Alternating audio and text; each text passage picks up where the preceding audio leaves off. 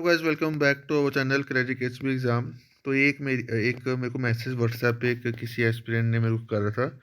यहाँ पे उन्होंने लिखा हुआ, sir please can you please add a query to social welfare department, there are non art students as well and art student have already got 5 marks and then syllabus should be half of the sociology and some other portion like English, reasoning और computer।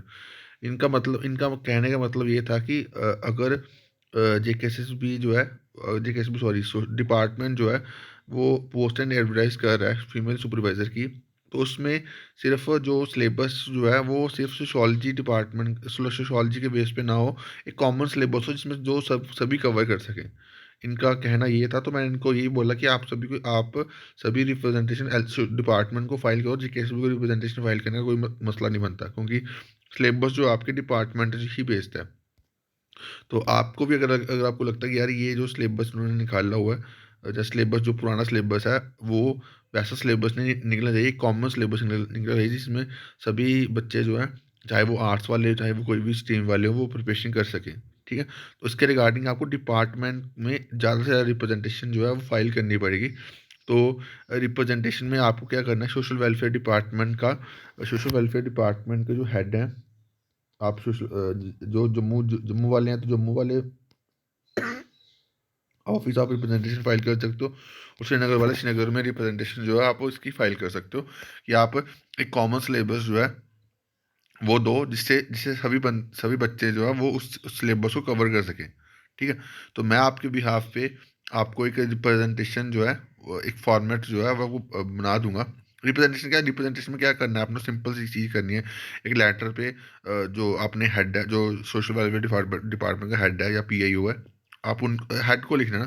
ठीक है, तो वो मैं आपको address बता दूंगा, आपने सिर्फ वो उस एड्रेस पे अपनी रिप्रेजेंटेशन ज़्यादा से ज़्यादा फाइल करनी है, क्योंकि आप जितनी ज़्यादा रिप्रेजेंटेशन फाइल करोगे तभी आपका ये सिलेबस जो, अगर सिलेबस पुराना सिलेबस ही आने वाला है तो वो चेंज हो सकता है। ठीक है, तो इसके लिए रिप्रेजेंटेशन जितनी फाइल करोगे उतने आपके लिए बेटर है।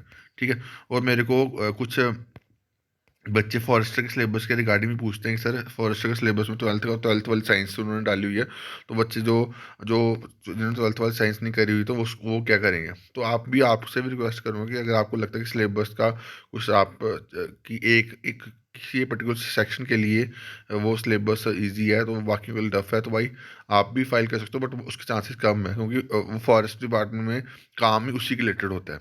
ठीक है, तो ये चीज़ें हैं, बाकी आप जो भी आपके मसले होते हैं आपको रिप्रेजेंटेशन फाइल करनी पड़ेगी, क्योंकि मैं हर जगह पे मैं आपके लिए नहीं खड़ा हो सकता ना, क्योंकि मैं ऑलरेडी जो कर रहा हूँ वो कोई भी नहीं कर रहा।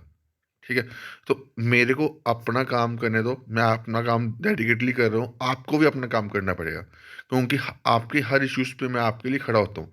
बट जहाँ पे आपको बोलना पड़ेगा वहाँ पे आपको बोलना पड़ेगा।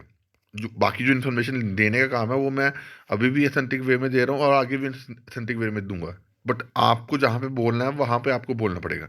ठीक है, तो इसके लिए आप जितनी रिप्रेजेंटेशन इसके रिगार्डिंग फाइल करो तो उसके रिगार्डिंग फिर ही आपका जो सिलेबस जो है वो अगर कुछ चेंज होना तो वो चेंज हो सकता है। अभी सिलेबस ऑफिशियल नहीं आया है, कब तक सिलेबस आएगा ये मोस्ट प्रॉब्ली एग्जाम जब एप्लीकेशन क्लोज हो जाएगी उसके बाद ही आपको ये सिलेबस जो है वो देखने को मिल सकता है। ठीक है, तो बाकी अभी के लिए इतना ही। Thank you guys, love you all.